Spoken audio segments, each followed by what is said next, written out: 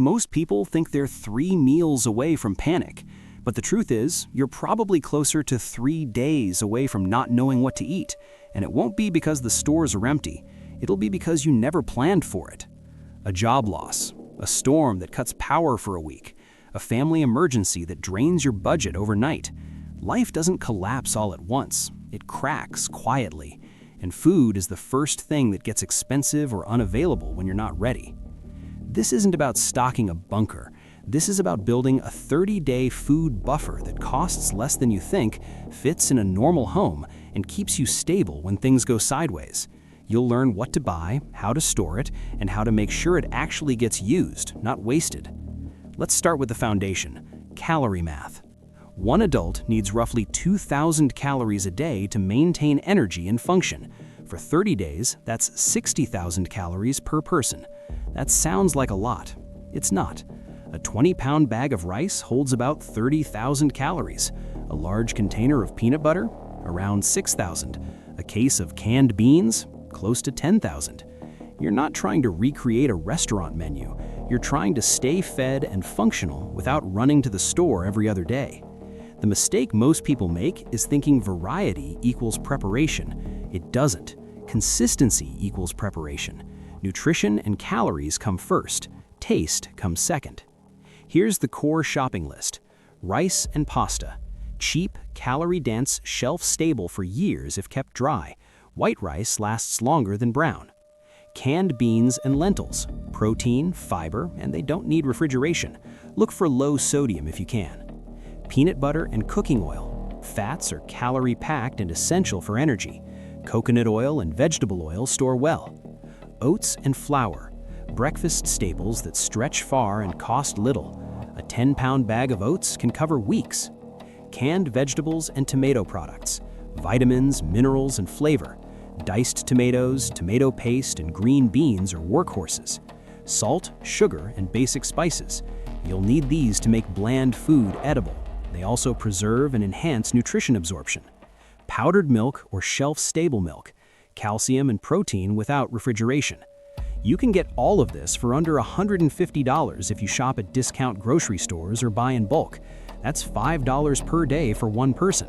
Scale it up for a family of 4, and you're looking at around $600, but you're also covered for a full month. Now let's talk storage. Keep everything in a cool, dry, dark place. Heat and moisture are your enemies.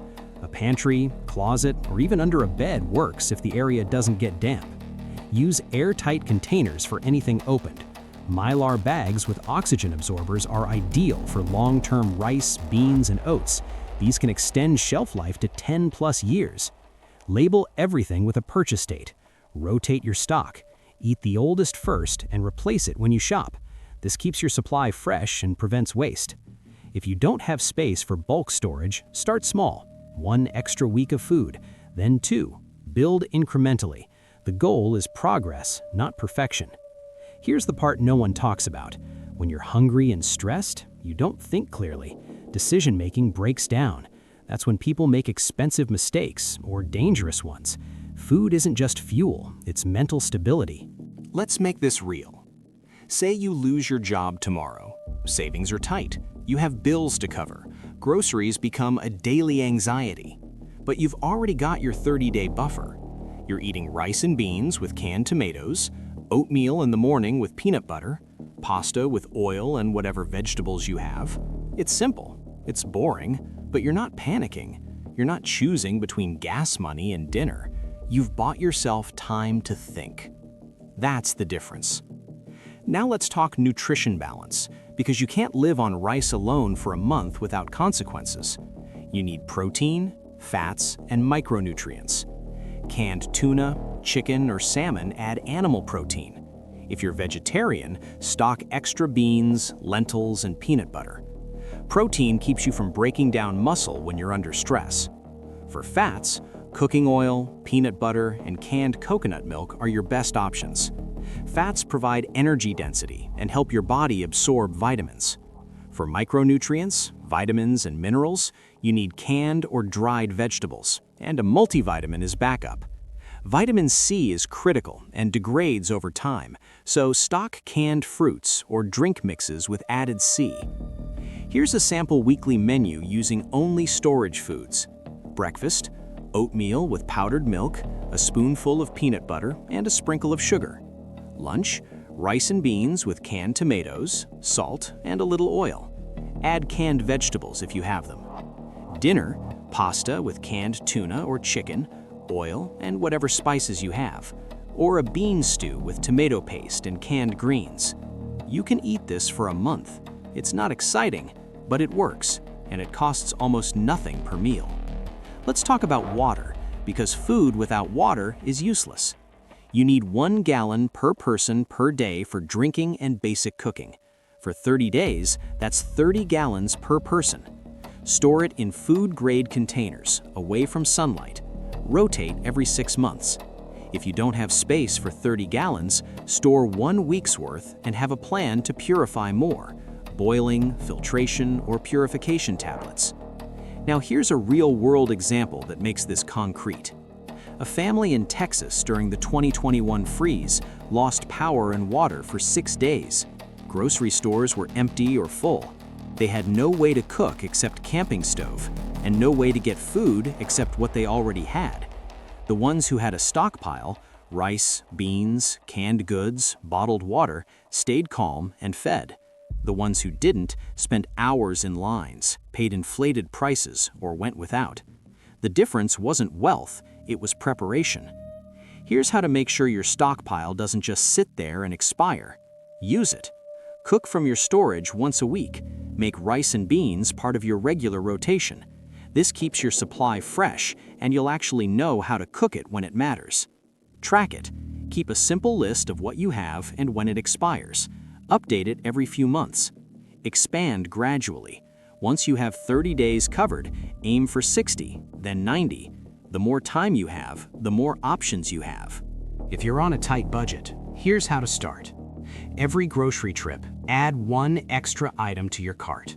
A bag of rice this week, a can of beans next week. In 3 months, you'll have a solid base without feeling the hit.